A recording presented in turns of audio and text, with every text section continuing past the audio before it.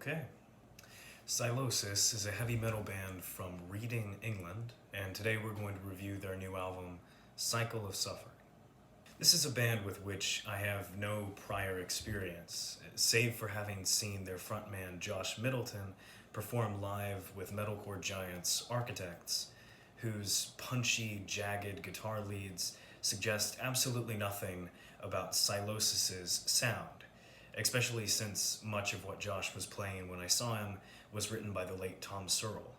So I went into this record completely blind and open-minded, having no bias against the band, nor having any expectation for what the music should sound like. And I have to say right off the bat that I was pleasantly surprised both by the quality of the music on the record as well as how different and maybe even vintage the sound on the record is. On Cycle of Suffering, we get a lot of thrash and melodic death metal textures that simply aren't as commonplace in the metal scene as they once were. And the thrash metal influences on this record are immediately clear in track 1, Empty Prophets, which relies on frantic guitar riffs, unrelenting fast-paced drums, and screams that almost sound as if they're influenced by the hardcore scene, with some exceptions being the on-pitch screams of the chorus, which honestly remind me quite a bit of Gojira.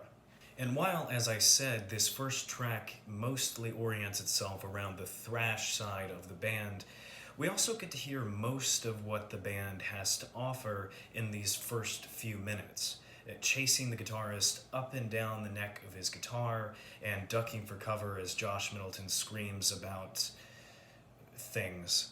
We're also reminded in the best possible way of why the China symbol exists. And moving into track 2, I thought the band might be about to take us in a somewhat different direction, as the song opens on this eerie acoustic guitar line that's incredibly reminiscent of Opeth in particular.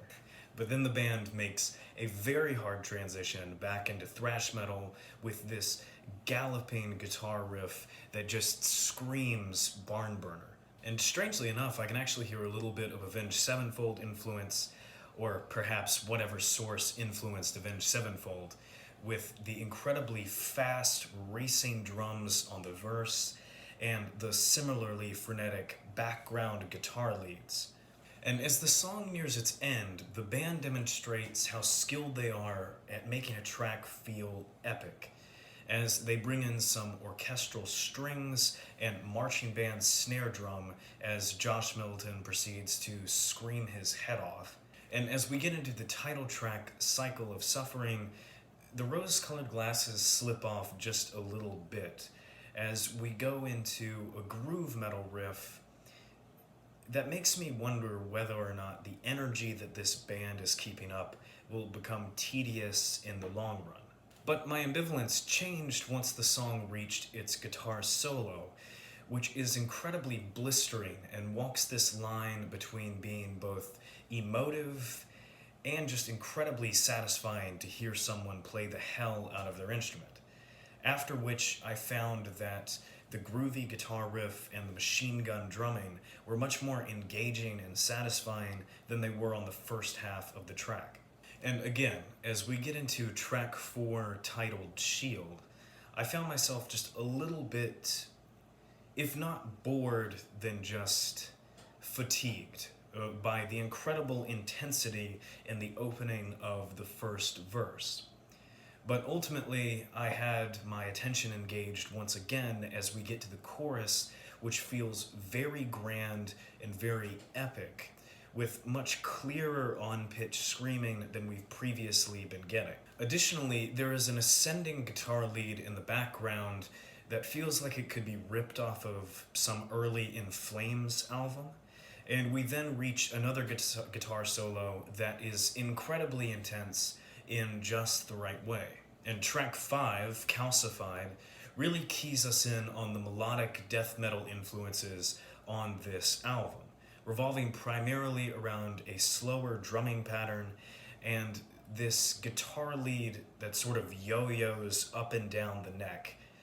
And altogether it sounds incredibly malevolent and sort of evil. and that's a good thing. The song does pick up pretty quickly, but ultimately it still sticks to the formula that is presented at the beginning of the song, and the slower portions, as tends to be the case with Contrast in general, make things like another blistering guitar solo really pop and feel more powerful than they do in the context of a non-stop thrash-laden banger. Track 6 also deviates from the thrash metal formula, opening on some somber organ and cello that really gives the album a cinematic feel as it approaches its halfway point. And as was the case with the previous instance of Contrast, when the verse does come in thrashing out of nowhere, it feels incredibly explosive. Additionally, the chorus feels not just epic, but triumphant, reminding me of why there was a time when metal was associated with ancient war imagery on virtually every album cover you could think of. The solo and outro of this song also remind me of one of the key attributes that brought me into metal in the first place, which is just how empowered and bulletproof listening to the music can make you feel. And that's a good thing to be reminded of this far along my personal metal journey. But then track 7 takes us to a more melancholy place, opening on a riff and an overall atmosphere that seems like it could fit into a Behemoth record if the guitars just happened to be tuned down a whole step. But this malevolent tone is quickly matched by an energetic verse and an eventual guitar solo that sounds more like Dream Theater with its cleaner tone and technicality. And after offering a couple of standout songs, the band does transition back into a more chug and China cymbal heavy formula with track 8, Apex of Disdain, which is by no means bad, but simply doesn't offer anything new to the record. It simply doubles down on all of the good things that we've already heard. There is some Slayer influence toward the end that's kind of interesting though, so that's nice. Track 9 shows us more of the creepy, evil side of the band's tone, as it opens with this malevolent acoustic lick and some ambient noise. But then we are back to rewriting the Doom soundtrack as the band attempts to break their instruments in studio. And I have to say, there's a hammer-on lick in this song that when I first heard it, it made me laugh out loud, just because it is so unexpected. But that's not a bad thing, and the solo on this song is absolutely nuts, and the burst fire galloping guitar toward the song's end made me fear for my life. And with track 10, Devils in Their Eyes, there really isn't all that much that I can say, as it's another case of all of the song's best eggs being lumped into one basket. Track 11 is similarly solid. The only unique thing that it really carries is that the relationship between the instruments on verse 1 of this track sort of remind me of crust punk, if crust punk just happened to be well produced. And there are also a few points on this track where it sounds like the rhythm guitar is trying to parody itself, and I think that's just me. I was just fatigued at this point on the record. And then we get to track 12, the final track on the album, titled Abandon.